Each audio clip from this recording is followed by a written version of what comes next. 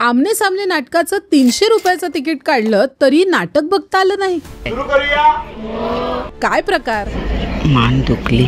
होय मंडळी, नुकताच हा गंभीर प्रकार आमच्या निदर्शनास आलाय। वांद्रेमध्ये राहणाऱ्या विभा पोतनीस यांनी व्हॉट्सअपद्वारे आम्हाला घडलेला प्रकार सांगितला। सध्या हाऊसफुल प्रतिसादात गाजणारं आमने सामने हे नाटक बघायच्या उत्साहात विभाताईंनी दादरमधील श्री शिवाजी मंदिर नाट्यगृहातील तिकीटं बुक केली। तिकीटं होती बाल्कनीतील पहिल्या रांगेची।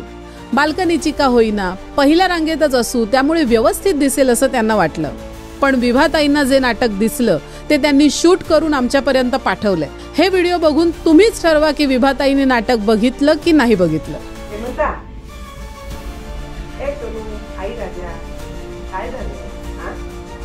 एवढं काय झालं की तुम्ही दोघं वेगळे होताय? आई तुला माहिती आहे मी तिथे असताना माझं गोल माझं एम अगदी क्लिअर होतं, इंजिनिअरिंग, नोकरी, अमेरिका, लग्न। इतक्या सरळ मार्गाने मी चाललो होतो। कधी कुठं मन भटकू दिलं नाही, मजा मस्ती केली नाही। कारण बाबा म्हणायचे हेम्या 5 वर्ष मेहनत करायचे, नंतर आयुष्यभर आराम करायचा। मी तेच केलं। सुरू करूया, फक्त जोवर तुम्ही सगळे सेटल होता तोवर मी पटकन। विभाताई पुढे असंही म्हणाल्या की बाल्कनीचा कठडा उंच असल्याने नाटक बघण्यासाठी माझ्या रो मधील सर्वांनाच माना उंचावून बघावं लागत होतं। शेवटी मान दुखू लागली म्हणून मी मोबाईलच्या कॅमेरामधून नाटक बघायचं ठरवलं। पण मोबाईल किती वेळ हातात धरणार?